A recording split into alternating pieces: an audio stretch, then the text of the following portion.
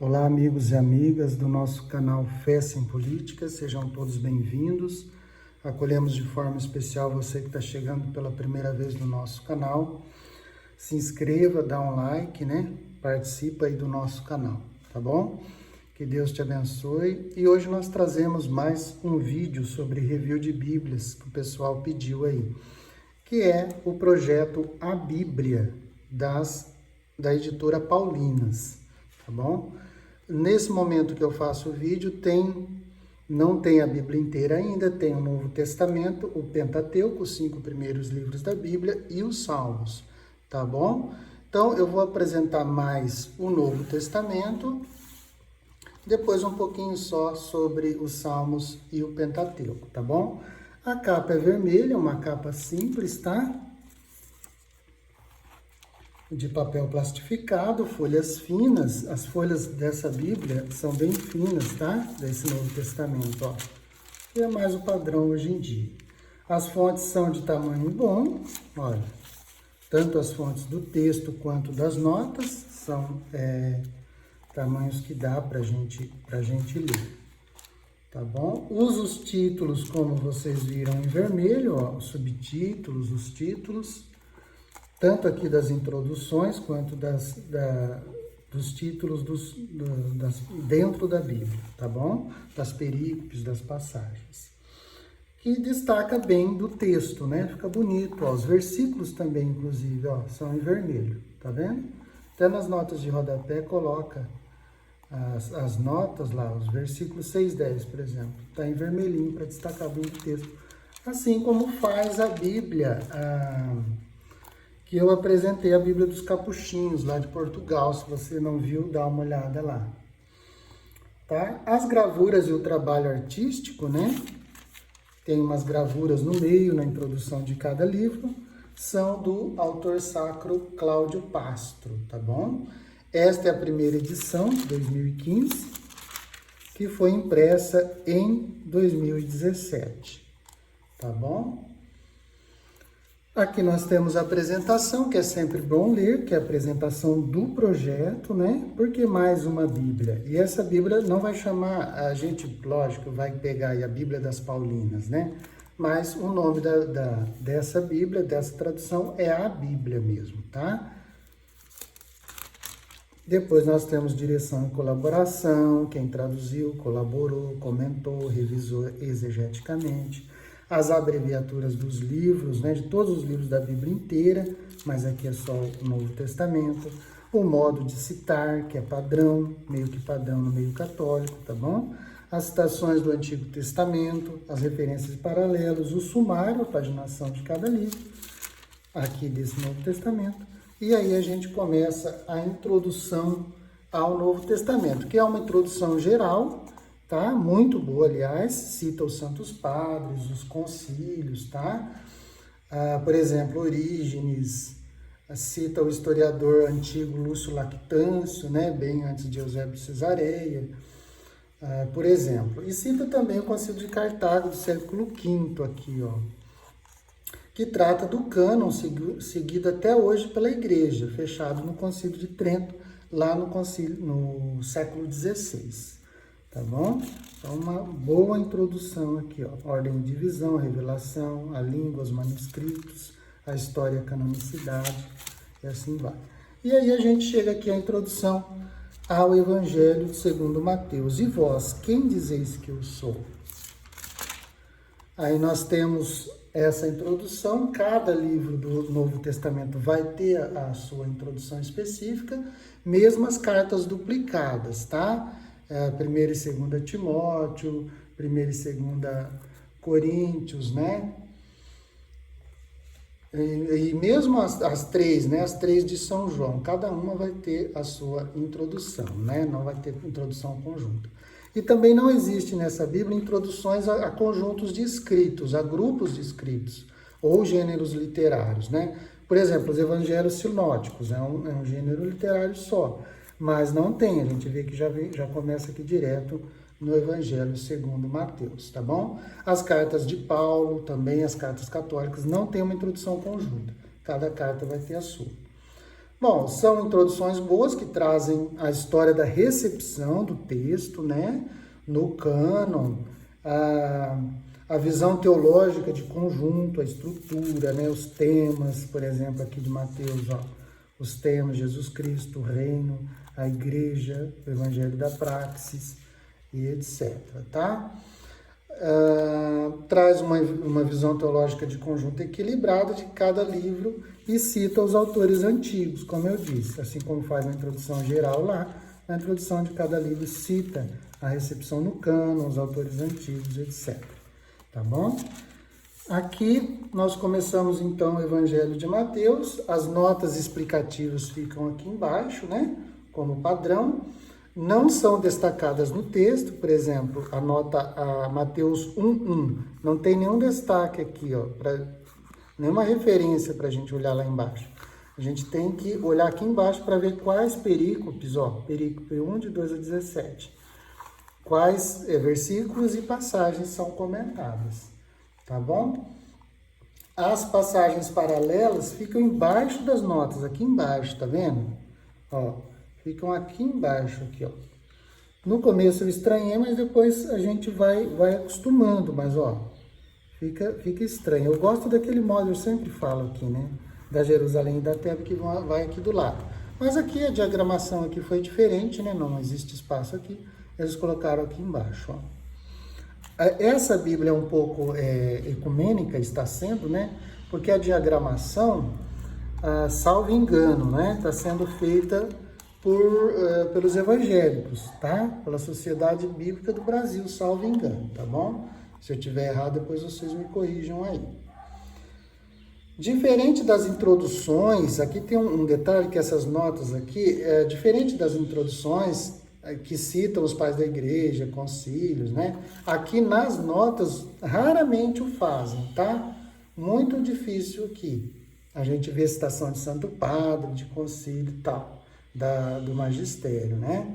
A Bíblia cita o quê? Interpreta a Bíblia dentro da própria Bíblia, né? E conforme o contexto social, político, cultural da época em que foi escrito, né?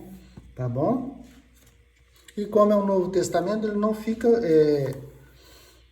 fazendo referência muito ao Antigo Testamento. Tem sim, lógico, no contexto, são notas boas, mas não fazem tanta referência, tá?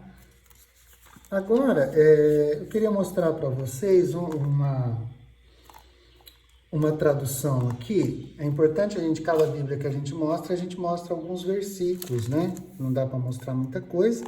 Mas olha aqui, Mateus 16:19. Dar-te-ei as chaves do reino dos céus, assim o que ligares na terra terá sido ligado nos céus, e o que desligares na terra terá sido desligado nos céus. Então, é uma opção que causa ambiguidade, né? Qual que é a opção clássica de tradução? Jesus diz a Pedro, né? Eu te darei as chaves do reino dos céus, e tudo o que ligares na terra será ligado nos céus, e tudo o que desligares na terra será desligado nos céus. Quer dizer, vem antes a ação de Pedro e depois a ação dos céus. E os céus aqui, lógico, está se referindo a Deus, né? Porque os judeus não falam o nome de Deus, mas chamam de céu. Tá. Mas aqui terá sido é uma opção que causa ambiguidade, não é uma opção clássica, tradicional de tradução, tá bom? Eu acho, na minha opinião, tá, gente, que foi infeliz essa tradução. Essa tradução, ela segue as traduções da Testemunha de Jeová, que é a tradução do Novo Mundo, e as traduções que se dizem atualizadas, né? Por exemplo, traz essa tradução a NAA, Nova Almeida Atualizada, as Bíblias Protestantes, né? A Almeida Revista e Atualizada, a Nova Versão Internacional, a Nova Versão Transformadora e a dos Testemunhos de Jeová que eu citei. Então, eu acho que foi muito infeliz aqui nessa tradução e a gente vai ver lá nos Salmos também. Isso na minha opinião, tá? É engraçado que em 18:18, se a gente pegar aqui, Jesus vai falar isso para os apóstolos, né? O que Jesus fala lá? Amém, eu vos digo. Depois nós vamos falar sobre esse amém também, né?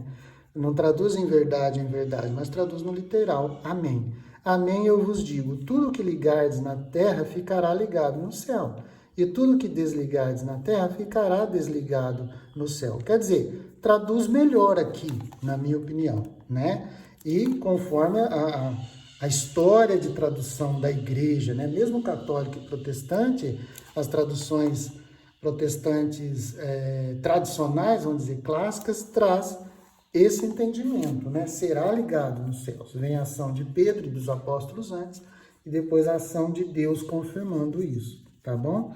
Então, eu achei que foi muito infeliz isso aí, tá? Por que só aqui, que interessante, por que só para Pedro traduz dessa forma e para os apóstolos de outra? Então, complicado, né? Mas eu vou explicar isso, com a graça de Deus, em outro vídeo que a gente fizer de comparação entre Bíblias católicas e protestantes, tá? Se Deus quiser. Em Mateus 19, 26, onde as outras Bíblias traduzem para Deus, né? Tudo é possível. Aqui traz, ó, com os homens, não? Com os homens isso é impossível, Mateus 19, 26. Mas com Deus tudo é possível, não para Deus tudo é possível. Então, logicamente, aí está mudando o sentido, né? Porque para Deus está frisando mais a ação direta e unilateral de Deus, né? Não só, mas dando mais ênfase a isso. Agora, com Deus tudo é possível, eu não estou dizendo aqui que está errado, gente, e aí eu até acho que é interessante essa tradução, com os homens isso é possível, mas com Deus tudo é possível, engloba a nossa ação também, a ação do homem, né? A ação do homem com Deus. Aí tudo é possível, tá bom? E o mesmo faz, nesse mesmo sentido, lá em Lucas 1:37, quer ver? Vamos localizar aqui. Lucas 1:37, quando o anjo fala para Maria, né, no final lá da passagem da Anunciação. Porque nada será impossível com Deus. As traduções clássicas e tradicionais trazem, né? Porque tudo é possível a Deus. Porque para Deus nada é impossível. Aqui traduz, porque nada será impossível com Deus. Usa, né, o com e não o para, né? Naquele mesmo sentido que eu falei. Bom, Marcos 9:5 aqui, olha que interessante. Na passagem da transfiguração de Jesus, o Pedro diz a Jesus, né? Rabi, belo é para nós estarmos aqui. As traduções geralmente trazem. Rabi, mestre, bom é estarmos aqui, né? Bom é para nós estarmos aqui. Aqui traz belo, porque no grego bom e belo é o mesmo termo, tá bom? Então essa é uma característica dessa tradução também que eu acho bonito. Não tem problema nenhum. Aqui, opa, perdão, gente. Deixa eu ajeitar aqui. Aqui em Marcos, vamos ver aqui. Marcos, opa, saiu aqui. Marcos 14:18.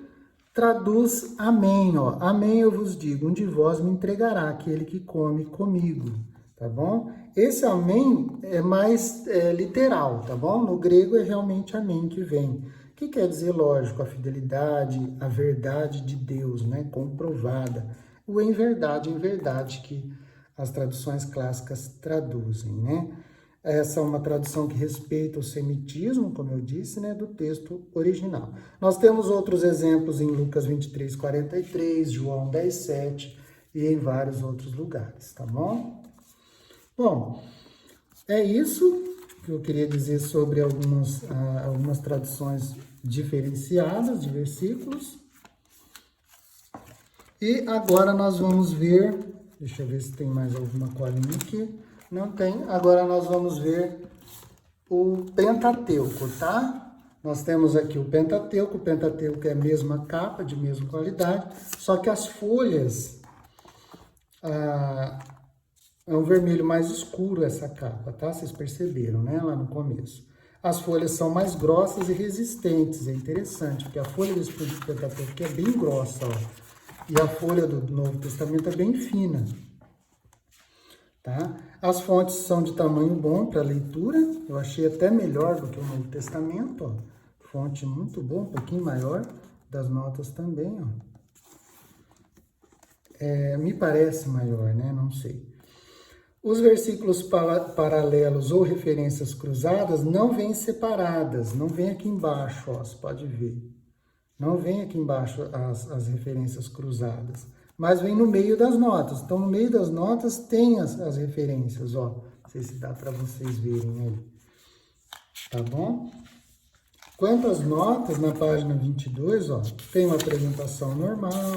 Tudo que trouxe o Novo Testamento traz aqui também as abreviaturas, o sumário, a introdução ao Gênesis. Cada livro vai ter a sua introdução, né? Igualzinho lá no Novo Testamento. Aliás, introduções muito boas, tá? Muito didáticas, bem separadinhas. Tá. Aqui na página 22, nós temos aqui, na introdução, diz que é uma das vantagens dessa tradução que apresenta o Gênesis como um livro sagrado, enquanto obra literária da arte narrativa hebraica, tá bom?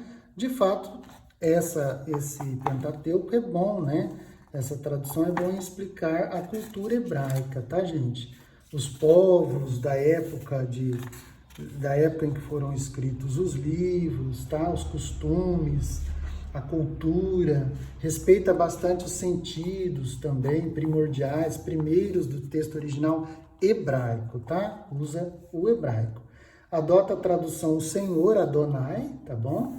Para o nome divino, o tetragrama, né, que a gente fala, que algumas bíblias transliteram ou traduzem para Javé, Yahweh, Yavé, etc. Aqui vai usar o Adonai, tá bom? E aí começa, tem bastante nota, ó. Notas muito ricas, tá? Pentateuco também, bastante notas e notas muito ricas que ajudam bastante no estudo.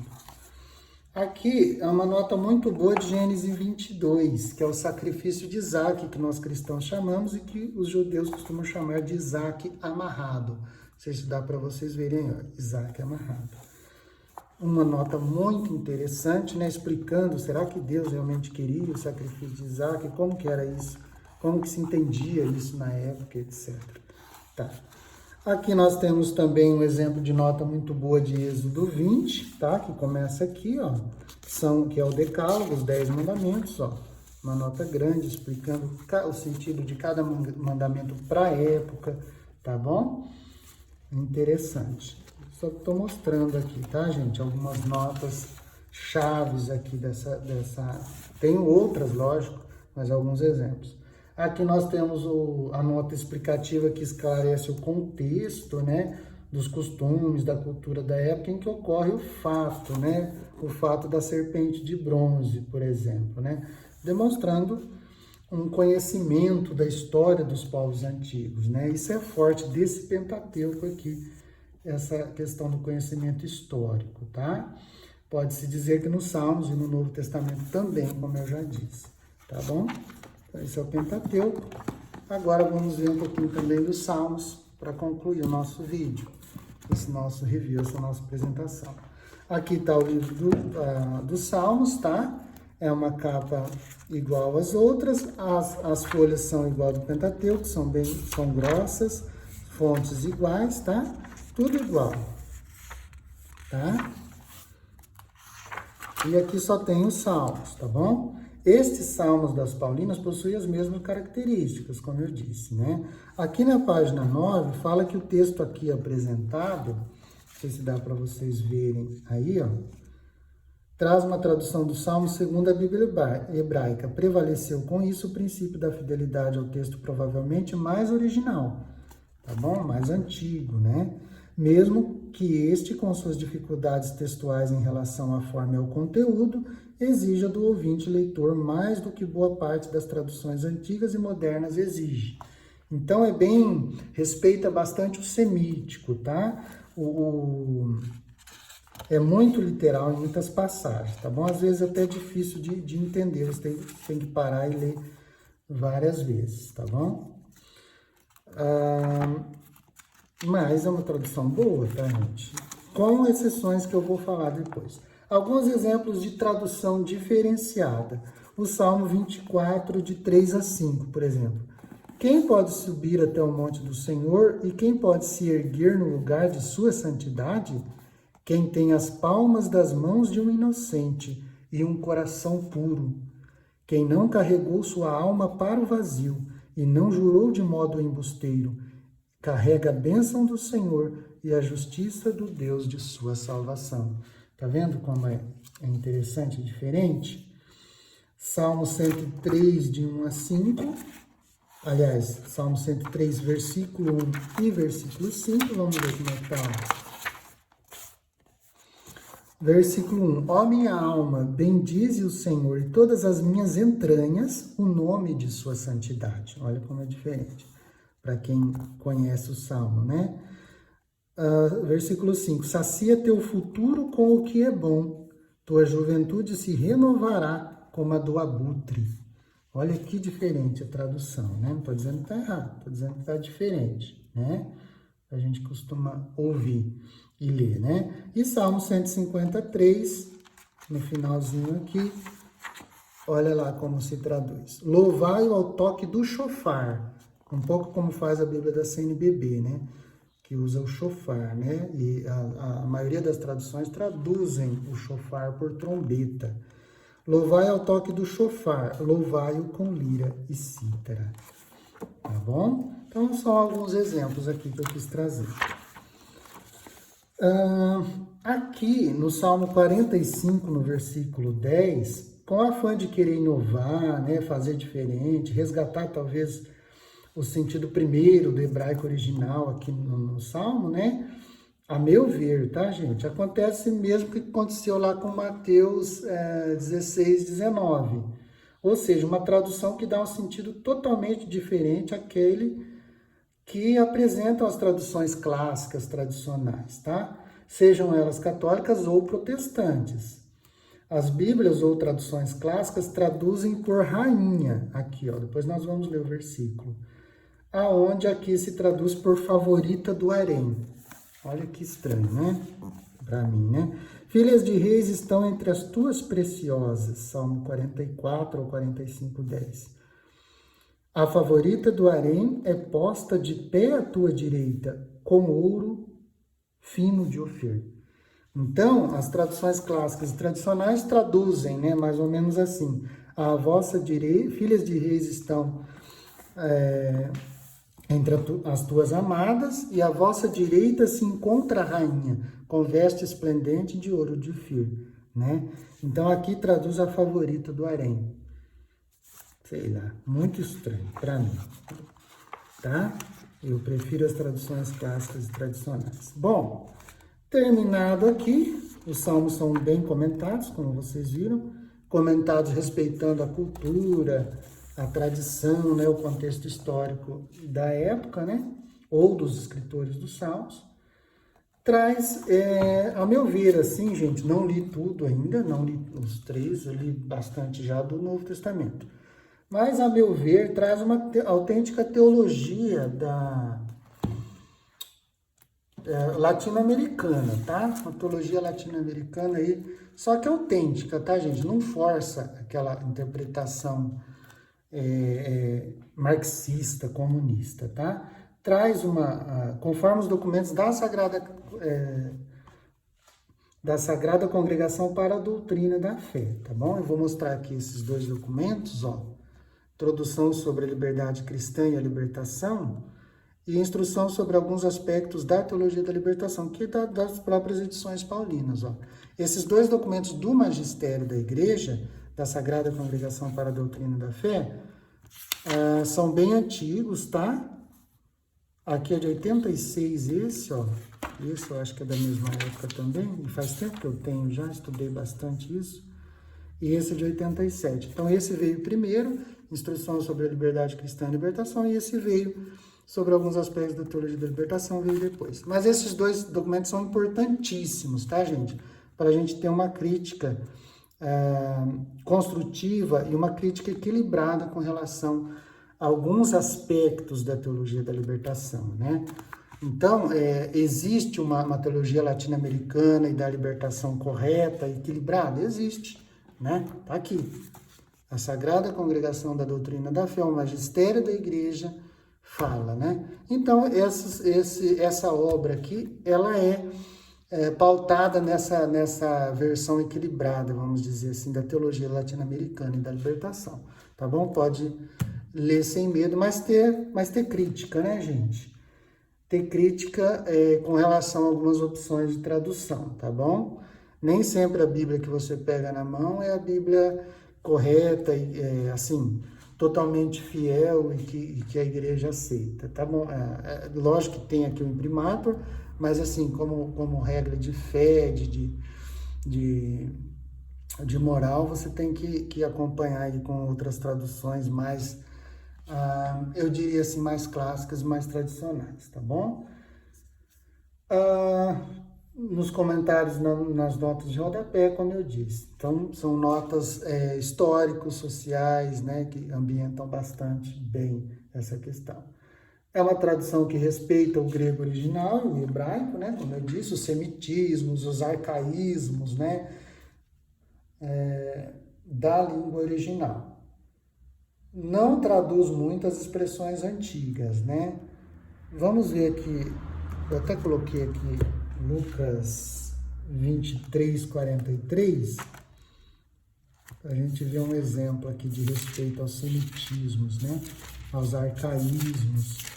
Lucas 23, 43. Olha. E ele disse-lhe: Amém, eu te digo, hoje estarás comigo no paraíso. É a questão do amém, né?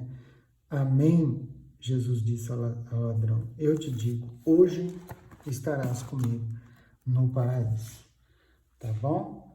E eu já falei a minha opinião, né? Que, no meu entender, eu acho que falhou na tradução de Mateus 16, 19, do Salmo 45, 10, né? Por enquanto eu vi só esses exemplos que, na minha opinião, eu acho que forçou um pouco. As introduções são boas e relevantes, né? Só penso que uma outra questão também é que quando tratam da datação dos livros, né? Quando que os livros foram escritos, eu acho que atrasa demais a data dos livros, né? Nesse sentido, eu procuro seguir também mais as opiniões, os estudos mais clássicos e tradicionais, em alguns casos, tá bom? Enfim, é um bom Novo Testamento, né? Não é ruim, né? Eu não estou falando que é ruim, mas eu só acho que tem que ser lido com crítica, tá bom? Comparando as versões, etc. Tá bom? Mas é uma boa ajuda para o estudo bíblico, tá? Que Deus abençoe você. Até o próximo vídeo.